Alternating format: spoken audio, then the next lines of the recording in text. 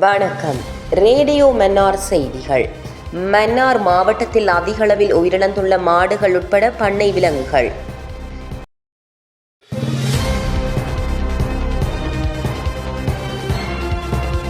சீரற்ற வானிலை காரணமாக மன்னார் மாவட்டத்தில் மாடுகள் உட்பட பண்ணை விலங்குகள் அதிகளவில் உயிரிழந்துள்ளன.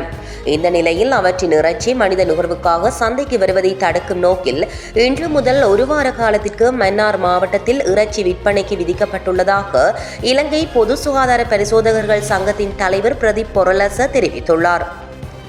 மேலும் இறைச்சியை சேமித்து வைத்திருப்பதற்கும் இறைச்சிக்காக விலங்குகளை வெட்டுவதற்கும் தடை விதிக்கப்பட்டுள்ளதாக அவர் தெரிவித்துள்ளார். வெள்ள அனர்த்தத்தினால் உயிரிழந்த விலங்குகளின் உடலங்கள் மனித நுகர்வுக்காக விற்கப்படுகின்றதா அல்லது கொண்டு செல்லப்படுகின்றதா என்பதை கண்காணிக்கும் பணியில் நாடு முழுவதும் உள்ள பொது சுகாதார பரிசோதகர்கள் தீவிர கவனம் செலுத்தி வருவதாகவும் அவர் தெரிவித்தார்.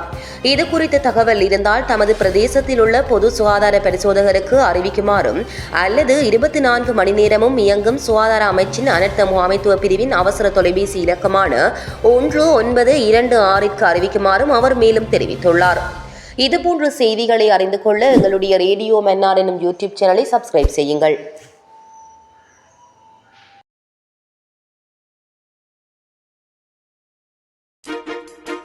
உறவுகள் அனைவருக்கும் அன்பான காலை வணக்கம். இது உங்கள் ரேடியோ மன்னார். மன்னார் நகரில் இருந்து உலகம் முழுவதும் உள்ள உறவுகளை தேடி செல்கிறது. தொடர்ந்து இணைந்திருங்கள் உங்கள் ரேடியோ மன்னாருடன். இன்றைய நாள் உங்கள் அனைவருக்கும் இனிய நாளாக அமையட்டும்.